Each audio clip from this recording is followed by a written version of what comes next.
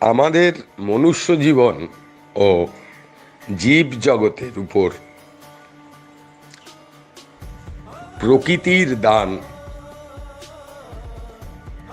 অনস্বীকার্য, অপরিহার্য।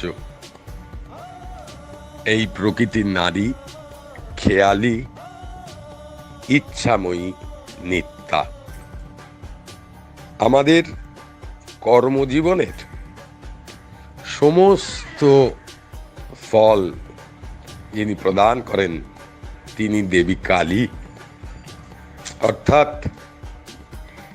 আমাদের জীবনের সমস্ত কর্মফলকে যিনি হরণ করে আমাদের অভীষ্ট ফলকে প্রদান করেন তিনি কালী। সুতরাং আসন্ন ফলহারিণী অমাবস্যায়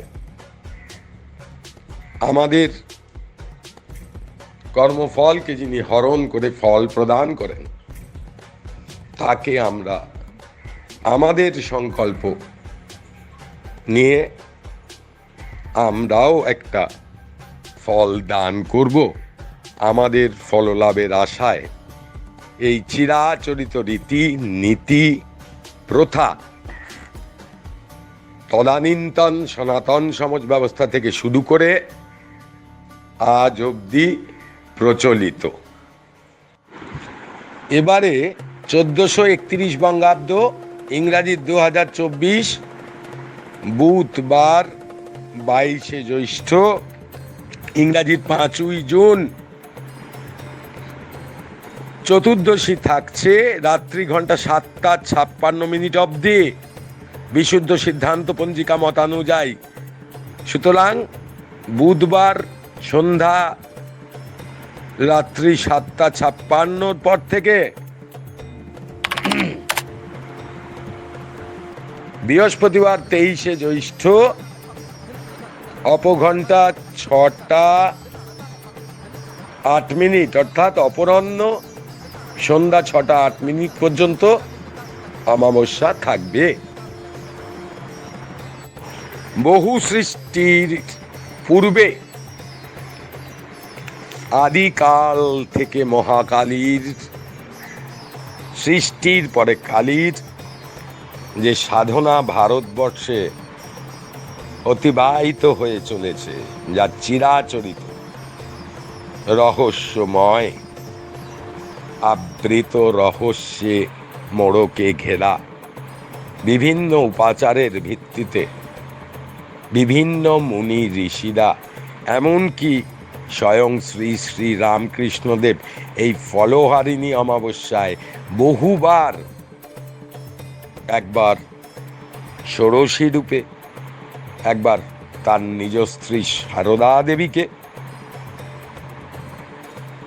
স্বয়ং মা ভেবে এই ফলহারিণী অমাবস্যা পুজো করেছিলেন।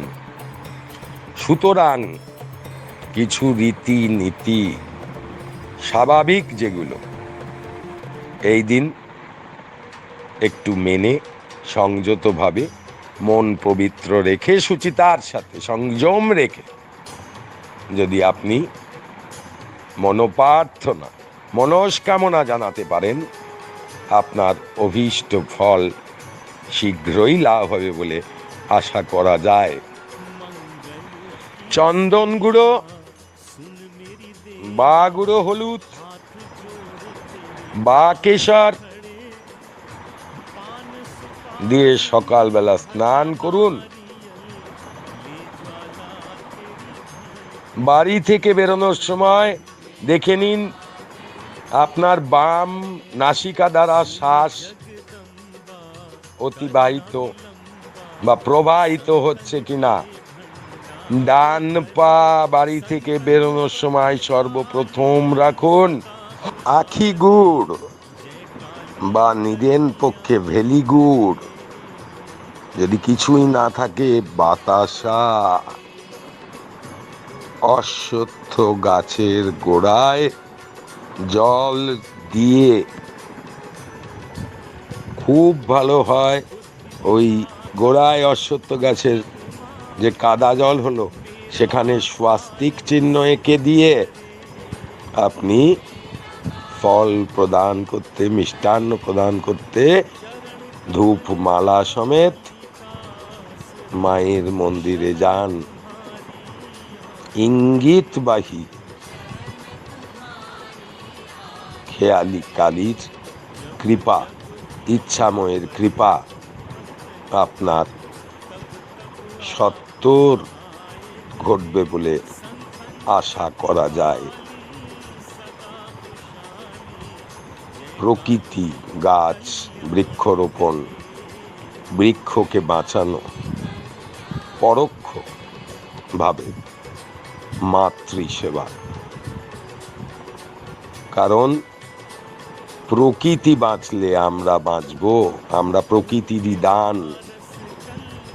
তাই এই প্রকৃতি আমাদের দুর্গাপুজোর রীতি অনুযায়ী যেরকম শাকম্ভরী হিসাবে পুজো করা হয়, ফলহারিণীকেও এই প্রকৃতির এক উপাদান ভিত্তিক ফলের মাধ্যম ধরে আপনার কর্মফলের সাথে জড়িয়ে নিয়ে যে প্রার্থনা, যে মনস্কামনা, যে মনন, সেই প্রকৃতি রক্ষার সংকল্প নিয়ে আপনি প্রকৃতির জিনিস, প্রকৃতির ফল মাকে প্রদান করুন।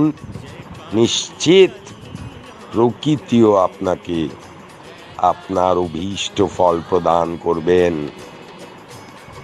একটি নারী হৃদয়ের যে আসল কামনা তার সন্তান তাকে মা বলে ডাকবে, সেই সন্তান আস্তে আস্তে মায়ের কোলে লালিত পালিত হয়ে বেড়ে উঠে তার কর্মজগতে উজ্জ্বল সফলতা প্রাপ্তি হবে। এটাই মায়ের কাছে শ্রেষ্ঠ ফল। তেমনি একটি শিশু গাছ পরিণত বয়সে ফল প্রদান করবে, এটাই গাছের সার্থকতা, প্রকৃতির সার্থকতা। সুতরাং এই যৌথ ফললাভের আশায় দেওয়া নেওয়া, অভীষ্ট ফল প্রদান এবং কর্মফল হরণ, এই দুয়ের সন্ধিক্ষণে যখন অন্নকূট চলে তখনই ফলহারিণী অমাবস্যার পুজো আরম্ভ হয়। তাই প্রকৃতি রসালো হয়ে ওঠে, সমস্ত গাছে রঙে সুন্দর রসালো ফল মায়ের ফল হিসেবে, প্রসাদ হিসেবে আমরা ব্যবহার করে থাকি। তাই আপনার দেওয়া জলে শিশু গাছ পরিপুষ্ট হয়ে ফুলে ফলে সমৃদ্ধ পাবে। গাছে জল দিন, গাছ ফল প্রদান করবে, সেই ফল আপনি খান, তার বীজ আবার ফলে ভরে উঠবে। এই যে আবর্তন, আপনি, আপনার সন্তান, আপনার পূর্বপুরুষ, আপনার পরপুরুষ চক্র, তেমনি গাছের প্রকৃতির চক্র, এই দুই চক্রের সমন্বয় ফল হরণ ও ফল প্রদান।